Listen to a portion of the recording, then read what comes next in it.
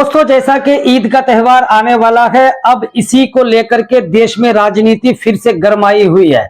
उत्तर प्रदेश की मेरठ पुलिस ने एक आदेश जारी किया है कि कोई भी सड़क पर नमाज नहीं पढ़ सकता।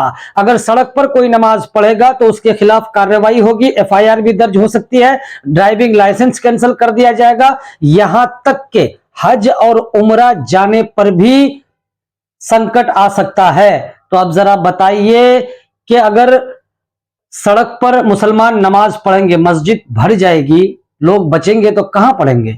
आधे घंटे का वक्त लगता है, चाहे जुम्मे की नमाज हो या फिर ईद की नमाज हो। इस पर बवाल शुरू हो गया है, पूरे देश की राजनीति गरमाई हुई है। लेकिन दोस्तों, अगर बात करें कि देश के अगर देखें तो कोई ऐसी सड़क बाकी नहीं है जहां पर अतिक्रमण नहीं हुआ है। लोगों ने सड़क की जमीन को, यानी कि सड़क पर ही दुकान बना दिया है, बड़ा बड़ा बाजार लगाना शुरू कर दिया है।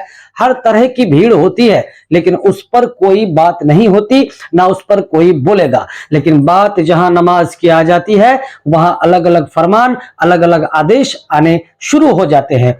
एक तरफ तो मोदी कहते हैं सौगाते मोदी किट लेकर 32 लाख देश के गरीब मुसलमानों तक पहुंचने की बात की जा रही है। उस किट में अलग अलग तरह की चीजें हैं, लेकिन दूसरी तरफ ऐसी तस्वीर जहां पर मुसलमानों के ईद की नमाज पढ़ने पर भी कई तरह की पाबंदियां लगाई जा रही है। कहना है कि मुसलमान ईद की नमाज मस्जिद में पढ़े या फिर ईदगाह में पढ़े, सड़क पर किसी तरह की कोई नमाज नहीं पढ़ी जाएगी। ये मेरठ पुलिस का आदेश आया है। कोई नहीं चाहता कि किसी तरह की कोई दुर्घटना घटे, सांप्रदायिकता फैले। सब अमन और अमान के साथ, अमन और शांति के साथ इसका निपटारा हो जाए, सबसे बेहतर यही है। देश में अमन और अमान बहुत जरूरी है, लेकिन ईद की नमाज एक साल में एक बार आती है, वो भी आधे घंटे के लिए, और उस पर रोक लगा दी जाती है कि सड़कों पर नमाज नहीं होगी। लेकिन वहीं दूसरी तरफ जब अतिक्रमण की बात आ जाती है, लोग सड़कों पर दुकानें लगाने लग जाते हैं, बड़ा बड़ा बाजार लगना शुरू हो जाता है, इस पर कोई बात नहीं करता, ना ही इस पर कोई सवाल करता है। जो होता है हो। कई कई सड़कों को तो पार्किंग जोन बना के रख दिया जाता है। कई जगह सड़कों पर कई तरह के धार्मिक प्रोग्राम किए जाते हैं, चाहे वो जलसा हो, जागरण हो, या किसी की शादी हो, पार्टी हो, सड़क को ब्लॉक करके टेंट हाउस लगा करके इस तरह का प्रोग्राम भी किया जाता है। उन सब पर कोई बात नहीं आती, लेकिन बात जब नमाज की आ जाए तो इस तरह के आदेश आने शुरू हो जाते हैं। मोदी जी एक तरफ सौगाते मोदी किट लेकर देश के 32 लाख गरीब परिवारों तक जाने की बात करते हैं, और दूसरी तरफ इस तरह का आदेश आता है। मोदी जी भी इसका जवाब देना चाहिए, मोदी जी को भी और उत्तर प्रदेश प्रशासन को भी इसका जवाब देना चाहिए कि आखिर क्यों एक समुदाय विशेष के त्योहारों पर परेशानियां बढ़ जाती है, जबकि नहीं बढ़ना चाहिए।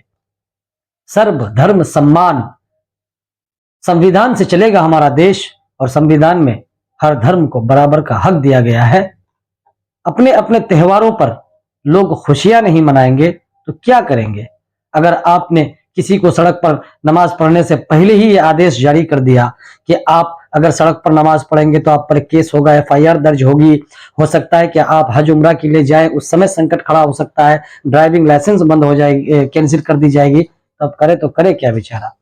दोस्तों, आपकी क्या राय होगी इस वीडियो पर? कमेंट करके जरूर बताइएगा, और वीडियो को ज्यादा से ज्यादा शेयर कीजिएगा। क्या यही है सौगाते मोदी?